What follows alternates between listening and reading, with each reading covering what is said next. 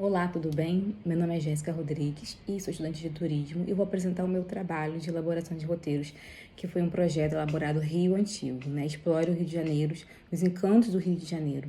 Ele foi formalizado no dia 24 de agosto, onde nós fizemos um circuito a pé, né? Um circuito que é acessível para todas as pessoas, sendo desde criança a adultos. E uma das coisas que nós estabelecemos é que a permanência em cada local seja de 30 minutos para dar tempo de percorrer as salas, dar um tempo de apreciar a arte, a cultura daquele local. O nosso roteiro ele se inicia no Mosteiro de São Bento e termina no Teatro Municipal, né?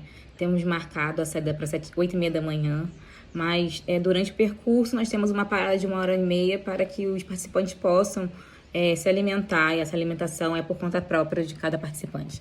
Estaremos indicando alguns restaurantes próximos ao local, onde eles possam ir e fazer a devida alimentação no período de 1h30. E depois vamos dar continuidade ao nosso circuito. O Rio de Janeiro, né, como nós sabemos, ele é encantador, ele é rico de belezas naturais, praias maravilhosas, mas temos uma parte de história muito completa e importante para a cultura do nosso Brasil, né? O Rio de Janeiro já foi capital, então entrar no passado, fazer esse circuito antigo é enriquecedor, é uma aventura em tanto para adquirir conhecimento de cultura brasileira e principalmente para carioca. É enriquecedor, é conhecer a história realmente do Brasil, passar por pontos turísticos, edifícios, monumentos, templos, fizeram parte e fazem parte até hoje da história do Rio de Janeiro. E aqui eu tenho um mapa interativo onde mostra o início do nosso roteiro e o final dele. Fica fácil de identificar e saber as ruas que nós vamos passar, os locais, então não tem como realmente se perder. Então é só você seguir e clicar no mapinha no início que a gente consegue fazer a caminhada até o final. O Mosteiro de São Bento, localizado no Rio de Janeiro, é um dos principais monumentos históricos de arte colonial do país. Ele está localizado no Morro de São Bento. O seu telhado ele é forrado com talha e ele vai do estilo barroco ao rococó. No mosteiro ainda tem a tradicional missa dominical, que é pregada aos domingos. Ela é muito concorrida e muitos visitantes gostam de apreciar a missa e também há várias celebrações de musicais dentro do mosteiro. E ela ainda fica localizada ao lado do Colégio de São Bento, que formou diversos nomes renomados da nossa sociedade, como Noel Rosa, Benjamin Constant. O Mosteiro de São Bento ele teve a sua história iniciada em 1586, quando foi doado pelos nobres Manuel de Brito e seu filho Diego de Brito aos monges beneditinos Pedro e João Porcalho. A Igreja Nossa Senhora da Candelária, ela é tradicional no Rio de Janeiro, é um monumento importante e religioso para a nossa cidade, onde há presença de casamentos, celebrações de missas. Ela tem um estilo neoclássico, ela foi fundada no século XIX e o seu teto possui uma cúpula que conta o início da sua história até a sua última consagração. Ela possui uma arquitetura neoclássica e eclética, possui uma exuberante cúpula no seu centro, onde consta uma imagem de 6. A igreja ela teve seu nome associado a dois eventos marcantes para o Rio de Janeiro, com o movimento das diretas já e a chacina dos moradores de rua que foram assassinados, que moravam perto daquele local.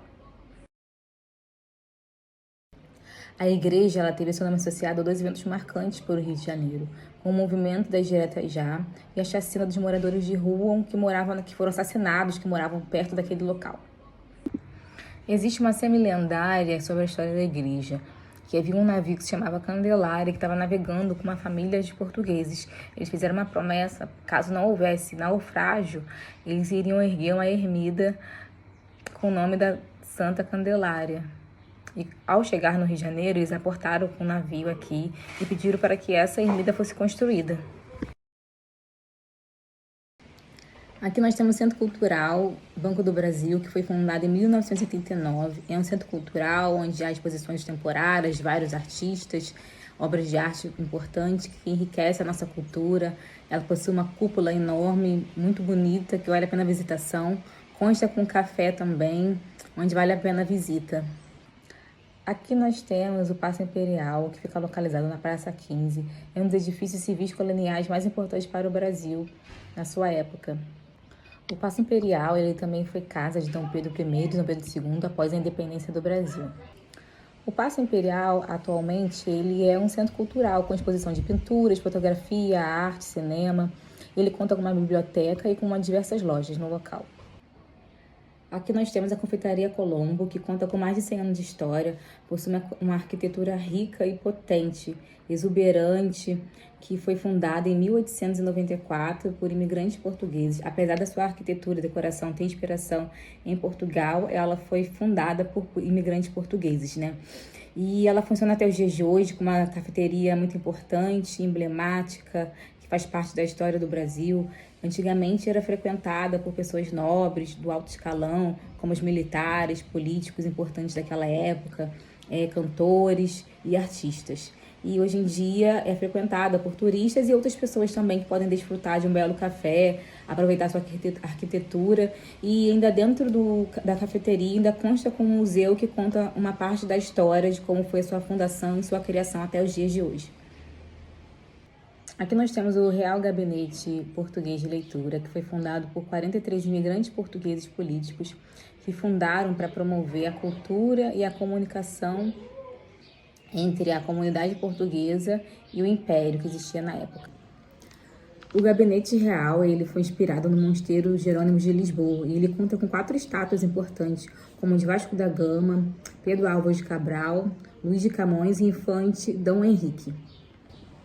Desde a sua abertura, o Gabinete Real ele possui grandes obras de literatura portuguesa fora de Portugal. São uma das maiores obras colecionadas aqui no Brasil. O imperador Pedro II ele lançou a pedra fundamental para a criação do edifício. E sua filha, Princesa Isabel, junto com seu esposo, fizeram a inauguração em 1887. Aqui nós temos agora a Catedral São Sebastião, mais conhecida como a Catedral Metropolitana do Rio de Janeiro. Ela foi inaugurada em 1979, substituindo a Igreja Nossa Senhora do Carmo. A igreja ela teve seu projeto desenvolvido pelo arquiteto Edgar de Oliveira. Ela tem um estilo moderno e icônico. Ela foi inspirada no projeto de Apolo, com símbolos do futuro. E também algumas pessoas dizem, né, que ela teve inspiração nas pirâmides de Maia. Um dos seus diferenciais são os vitrais coloridos, que representam várias imagens religiosas, que vai desde a sua base até o final da sua cúpula. A próxima parada é o Arcos da Lapa, onde a gente consegue observar o Aqueduto Carioca, né? Antigamente ele era usado para transportar a água do Rio Carioca para o Largo da Carioca e demais regiões próximas. Hoje em dia ele não funciona mais dessa forma, mas ele serviu como grande potência. E hoje em dia, né, os Arcos da Lapa é conhecido pela sua noite agitada, tem diversos bares tradicionais, músicas ao vivo, rodas de samba. Ele é um bairro muito boêmio e importante para o Rio de Janeiro. E logo a seguir nós temos a Escadaria Selarón, né, uma obra arquitetônica que foi decorada pelo artista chileno Jorge Selarón, onde ele fez uma obra de arte muito linda, com a exposição de vários azulejos de tijolos coloridos de várias partes do mundo, não só do mundo, mas como do Brasil também. Então, cada degrau, cada piso conta uma história, faz parte de uma nação, de um povo, de uma cultura. E isso enriquece, foi uma homenagem que ele deixou para o povo carioca. E para finalizar o nosso roteiro, nós vamos finalizar com chaves de ouro aqui, o nosso circuito Rio Antigo, com o Teatro Municipal do Rio de Janeiro. É uma casa de espetáculo super relevante, que tem uma arquitetura linda, maravilhosa. Houveram algumas reformas, mas ela continua trazendo essas características desde 1909, quando foi inaugurada. Ela ainda funciona, conta com obras de teatro, espetáculos, orquestras, balés, apresentações de balé, e é uma casa muito importante para a cultura do Brasil, do Rio de Janeiro e também da América do Sul. Muito obrigada e espero que vocês tenham curtido o nosso passeio.